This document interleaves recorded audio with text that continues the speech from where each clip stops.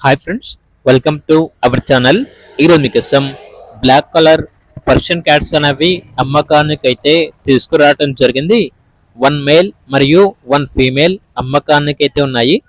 Age వచ్చేసి 50 days. Vaccination complete అయింది. కేవలం 2 పర్షియన్ క్యాట్స్ మాత్రమే అమ్మకానికి అయితే ఉన్నాయి. వీటి యొక్క ప్రైస్ వచ్చేసి 6K అనగా 6,000.